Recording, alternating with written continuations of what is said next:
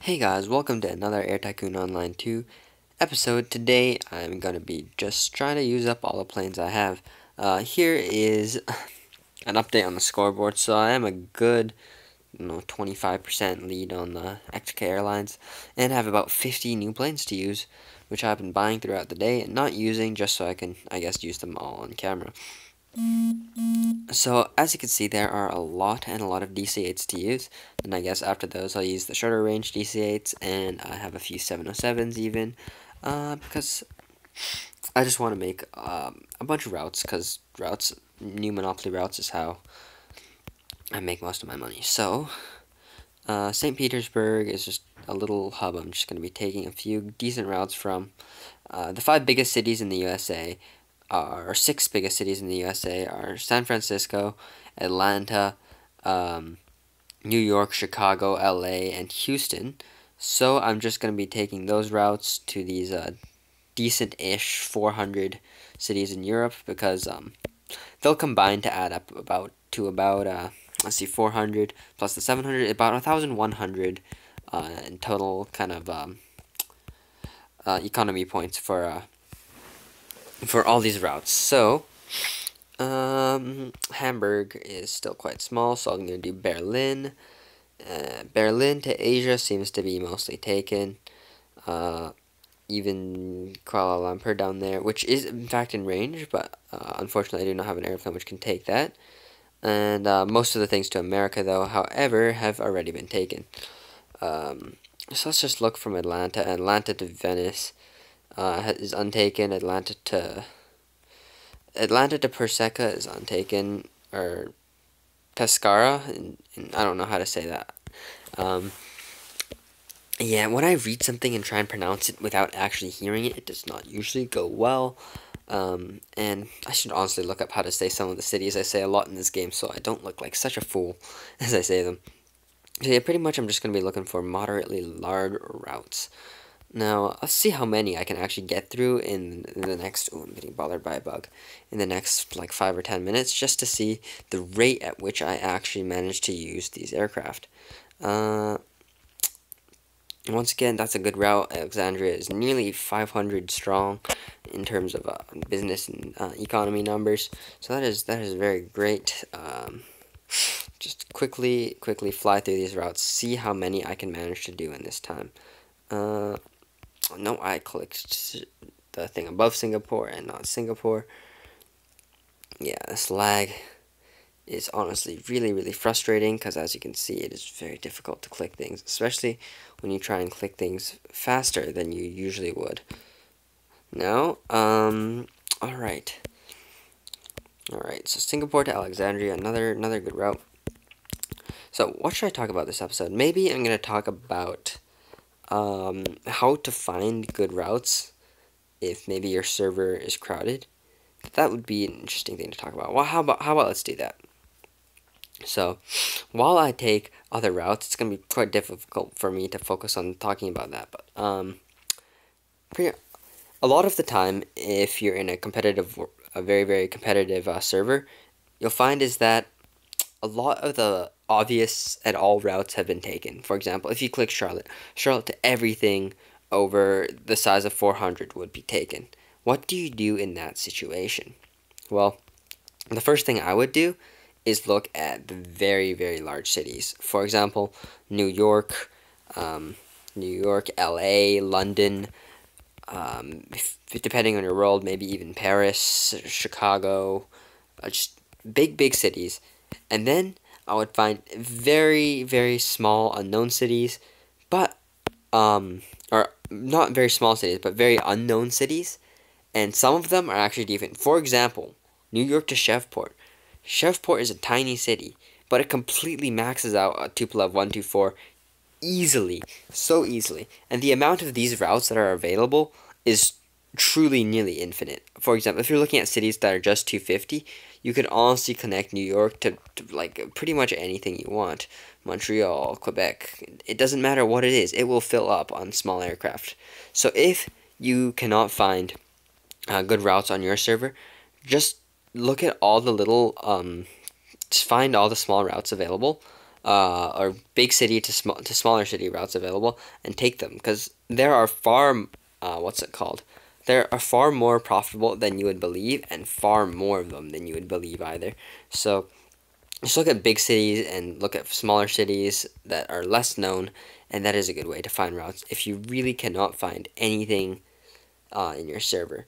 Now, if you can't even find any of those level caliber of routes, for example, like New York to Shreveport, like the example I gave earlier, if you can't even find that level of unknown routes anywhere in your world, then your next step is to just pick the smallest aircraft and just find the two cities with the highest numbers.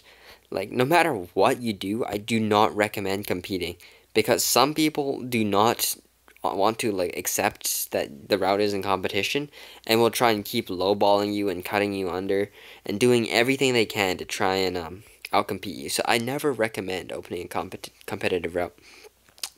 Yeah, I really feel like turning this into a series where I just talk about how to win the game, because winning the game is, well, first and foremost, just about playing is so much that you need to play a lot in order to maintain enough routes and airplanes to be competitive with the also active people or people using gems.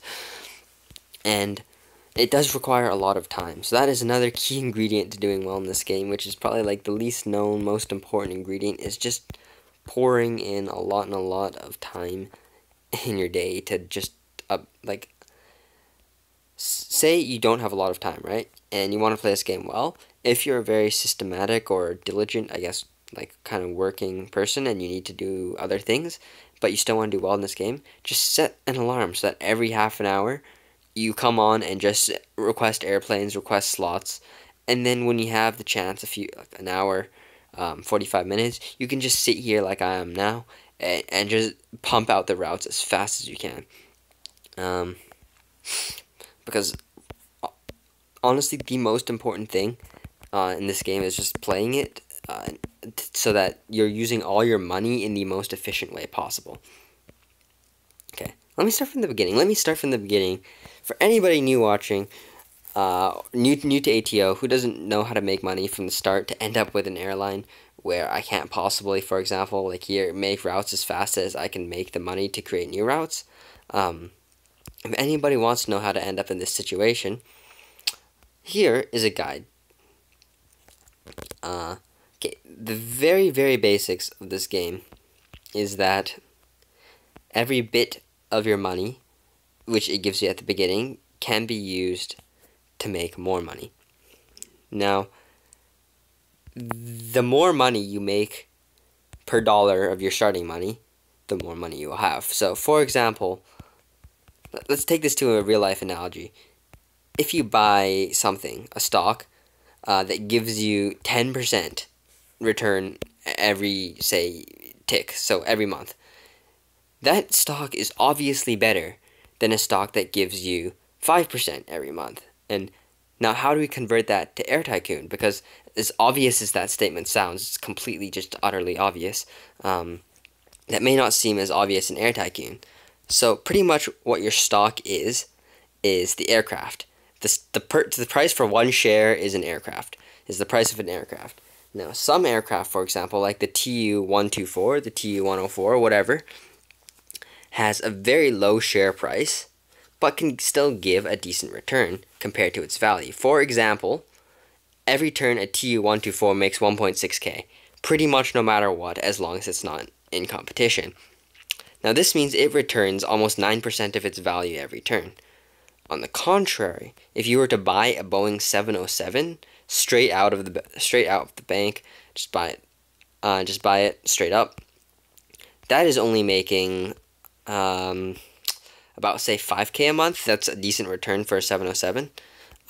Making 5k a month, 70k airplane, your return rate is almost less than 5%. It's much lower. I haven't done the math, but it's much lower than a Tu-124. So pretty much, let's see, how many turns does it take to return itself is 70k to buy the plane, 5k every turn, 35 turns versus the Tupolev's approximately 12 turns. So now you can see why I buy cheap Russian aircraft. Although the expenses are higher, it returns its own value quicker. And now that I've been doing that explanation, I've been thinking about how to word that so hard. I haven't managed to find a single route because I've just been like dilly-dallying, not thinking hard enough. Okay, now that I no longer have to think that hard and my phone is slowing down and it's overheating and everything is sad panda bears, let us continue making routes very, very quickly. I'm going to take my phone case off even because my phone is getting quite warm and toasty recording a video and playing this just unnecessarily intensive game. Yes, if you make an update to this game, Trade Game Lag Bank, if you are watching, please fix the lag. Please do. Like, it's getting, like, it's not this laggy when I'm not recording, but it is laggy. But while I'm recording, this feels quite unplayable, is, I guess, the best way to describe it. Like, everything is slow, it's choppy, it's almost impossible to align with what you want to when you're, like, scrolling around the globe. This is why ATO1 is better. Like, I have a decently powerful phone. It's no iPhone, but Snapdragon 810, like, really common chip in 2010, and it can't handle this game. Like, it was the flagship chip of this year, or last year, and although it was a not great SoC for smartphones, it should not struggle this much to play a pretty much 2D game. Yeah, so anyway, oh, was that too far? Oh, turns out that's too far for a DC-8. Yeah, I found a surprising amount of routes, which is between 9,620 and 9,720 kilometers, which is the range difference between the Tu-144, which has a 9,720 range, and this airplane, the DC-862 I'm using now. And it is quite frustrating because I do not have any Tu-144s, and if I were to want them, I'd have to order them and all that annoying shit. Alright, so slot request. Yeah, do you see how long that menu took to pop up? It's like, why do you bother to make this damn interface so complicated and just, it becomes so slow? Like, makes me frustrated. I'm not sure if I'm gonna be able to keep recording or if I'm gonna be able to keep recording videos of this game later in the game if it remains this laggy, because this is obviously very, very tricky to kind of line up with what I want. Like, wow. Alright, time to get an iPhone. Alright, no, just kidding. I do not have $1,300 to spend on a good iPhone. Yeah, I live in Canada, by the way. And here, iPhones are about, let's see. If you want an iPhone 6s Plus, 64 gig. Because I think the normal iPhone, the little one, is a pretty bad phone. Mainly being, it's got a small battery. It's got a small 720p screen, which is like, what kind of age uses 720p? It looks like shit, to word it kindly. It is just shit. The quality of the little screen, but the bigger one is better. It has a much better battery life, like 70% longer. The screen is better. Everything about that phone is better, except costing nearly 1,000 Canadian dollars before tax for a 16 gig, and then you got what's called $1,200 plus tax, and then you want the 64 gig one, so you're not stuck with a peanut-sized storage that runs out after you download an app. Then you're just overpaying like crazy. It's $1,300, and nobody like that. That's $200 away from just buying a MacBook Pro. So, Apple, nobody can afford your phones. Like, please. Man, too bad. If you want to buy the best stuff out there, you gotta pay a premium. Obviously my phone is very good too. Unfortunately, it's just a little bit slow playing this game. So as it would turn out, nobody in Asia knows about Manchester. So I will proceed to take all the British cities, one by one, slowly, of course, because I'm lagging. Whoa. Seoul. Oh, I picked the wrong airport in Seoul, so now I have to scroll all the way back to Seoul. By the way, I refuse to start the route from the smaller city, just for organization's sake. And maybe it's not worth it, but this will be easier to deal with when I'm trying to figure out where I should, if I ever want to, where I should buy fuel tanks and where I should buy uh, what are the other things called, the maintenance depots, because I know exactly where all my routes come from. Because they come from the bigger cities. I will always have more routes coming from bigger cities than going to smaller cities.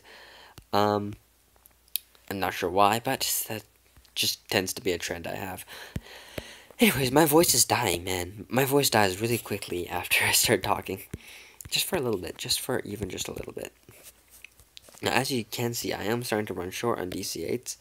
And maybe when I run out, I'll call it an episode. So, let us try and use all of them in an efficient manner. Now, no. What am I looking for? I'm looking for routes. Just routes to connect to cities. Alright. Okay, that's all taken. Right now, I'm still looking for good routes because not a lot of DCA routes have been used yet. So for now, I'm going to be picky about the kind of routes I do take with my good DC8s.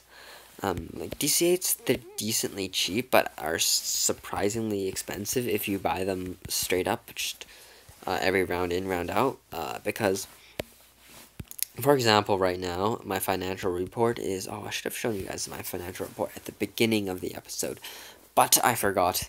So now you guys get to see, if you are still watching, 600k-ish, so I was making 640k last turn. So that's only about enough for 9 or 8 DC8s every turn. So I cannot make them just constantly, consistently, all the time, so I do have to wait a little bit. Just between each DCA. No, I'm just gonna take Venice first. I need to start taking things systematically because it's too much work to not do it this way. Because you simply lose track, and it's of course frustrating and annoying, and it takes too long to not do things systematically like this. Now, geez, my voice is dry. I can barely keep talking. So I guess, guys, I'm just gonna call it an episode right here. I hope you guys enjoyed. Tell me if you want me to talk about anything. Next episode, I should ask it in the beginning of the next episode instead. If you guys enjoyed, I'll see you guys next time. Peace.